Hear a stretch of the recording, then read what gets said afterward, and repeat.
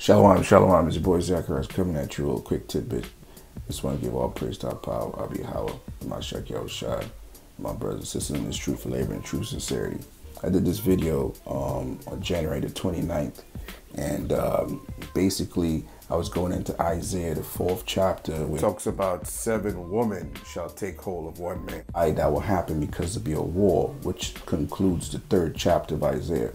So when I did this, I basically was stating something, and I just saw a clip of what happened today, or yesterday I should say, that came to fruition. So I'm just bringing this out to give you the backdrop on what this video is about. If you haven't seen it before, then I'm going to show you what I actually saw yesterday, and then I'm going to do some scriptures and commentaries. All right, so take a listen.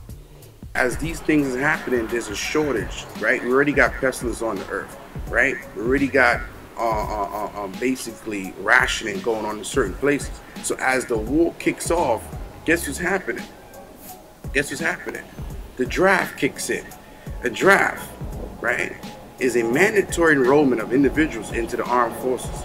The United States military has been all voluntary since 1773. But an act of Congress could still reinstate the draft in the case of a national emergency. Okay, now World War III, what would be considered a national emergency? So a lot of us are going to go and fight this war and die. That's what's going to happen. And the ones that refuse, you got Guantanamo Bay or camp, right? These camps that brothers be talking about. That's how you're going to end up going in there. Because a lot of brothers going to say, I'm not fighting no war for nobody. You're not going to put me on the front line for no goddamn Russian to blow my head off. Okay, no problem. Okay, no problem. Check what they brought out yesterday. Selective services, right? In the event of a draft, our agency will partner with FEMA to provide opportunities to the consensus objectives to ensure our nation keeps moving forward. Learn more about alternative services at sss.gov. Now, this is heavy because FEMA, although it's a part of the government's arm, what they normally do is supplement housing, right? And they also go into where they have camps, which is well documented throughout the United States. Now, why would Selective Services, which has the memo on a draft, speak about FEMA? Now, under this article, when you read it, they're talking about, oh, well, you know what? We might need firemen and you know, emergency services and stuff like that. They sell it to you like that. But when you add FEMA into it, this is technically a Dodge Drafter segment they're bringing out, right? That's what this is. You want to dodge a draft? Okay, no problem. We got somewhere for you to go. Just like I stated in my video on January 29th, brothers. Stuff coming to fruition, and it's coming in real fast. But don't dismay, because Yahushua is there. And basically what happened then is going to happen again. And I bring out the scriptures and we'll close it out, because we got to understand this thing. Everything repeats itself, is in cycles, right? So while we getting jammed up on this side, right, they powers that be, they're going to get jammed up too. And we're going to read it, right? Chapter 2, verse 20, it reads, in that day a man shall cast his idols of silver and his idols of gold, which they made each one for himself to worship, to the moles and to the bats. Man, haven't we seen bats, brothers and sisters? Right? Verse 21. To go into the cliffs of the rocks. Them underground bunkers, right? All these Shilohs that they want to run World War III. I'm going to tell you something too. There's a mass exodus that no one's talking about outside of the Northern Hemisphere. Executives and stuff, brothers, is heading down South America and the Caribbean, which we all know the Lord's going to jam them up too. But to them, they feel like, well, they're going to escape it over here. All right, continuing. And into the tops of the rage rocks, for fear of the Lord and for the glory of his majesty, when he ariseth to shake terribly the earth. Now, when the Lord comes back, the whole earth's going to know the Lord's here. Earthquakes, destruction, war would already be here. So everybody's going to know this is the one that's prophesied to come. right? Now, I'm going to show you how this happened before and how the Lord is going to do what he do. And I believe he's going to do it again because it's written in the book of Joshua. Joshua is one of the baddest prophets and kings that ever ruled over Israel. And I'm going to hit you with this, what's going on. Joshua is taking over the command of Moses, right? The Israelites basically formed the 12 tribes at this point in time. The laws has been laid out. Joshua is under command. Joshua 10. And Joshua returned, and all Israel with him, unto the camp of Gilgad.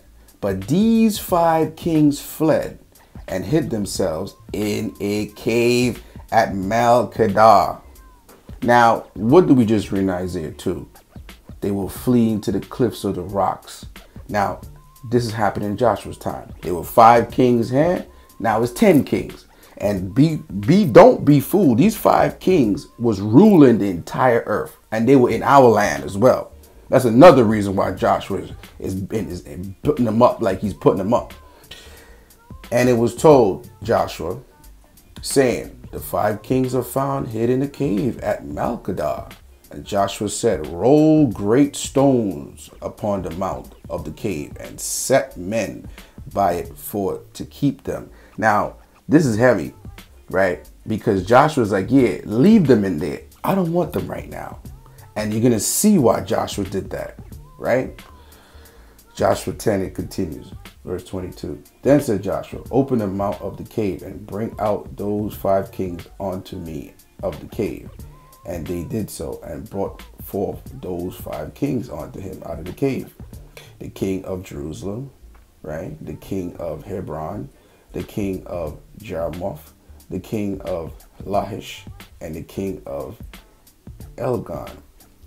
Now, what's so heavy is that what Joshua doing is that he burnt down the entire kingdom of all these kings. Like the Lord is coming to do.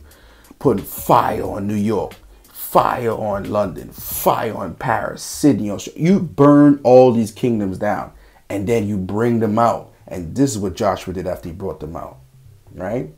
And it came to pass when they brought out those kings unto Joshua, that Joshua called for all the men of Israel and said unto the captains of men of war, which was with him, come near, put your foot upon the necks of these kings. Now imagine this, brothers and sisters. You got all these so-called politicians here, which is just the managers, the middlemen. But then you got the dukes, duchess, and prince, and king of this, and queen of that. And they come down, brothers, in all their splendor, mascara running on their face, crying, all that. And you put their foot to the dirt and put their foot on their neck. Man, oh man, that's going to be a glorious day, brothers. I tell you right now. And Joshua said unto them, fear not, nor be dismayed. Be strong and of good courage, for thus shall the Lord do to all your enemies against whom ye fight. Woo! Tell me we don't serve a mighty God, right? He waited till their kingdom was burnt and brought them out and showed them, look at your kingdom, and then brought men that those same kings looked upon as peasants, as nobodies. Right? Just like they look at us now, you know, drug dealers and pimps and, oh, look at us, you know, we like the algorithm for the white man. Every stupid thing you could think about, we do. But here comes these men and they putting their foot on their neck. I tell you, brother, whether I be on this side or the next side, I just want to witness it or hear about it if it be the Lord's will. And with that, I say shalom. Happy feast days. Enjoy your all and Passover and all that good stuff, man. Break that lamb out, break them unleavened bread. Let's keep it. Let's give the Holy One of Israel praise so we could actually celebrate another day like that day in the future. And with that, brothers, be the Lord's will, y'all. See you again. Shalom. Love y'all. Take it easy.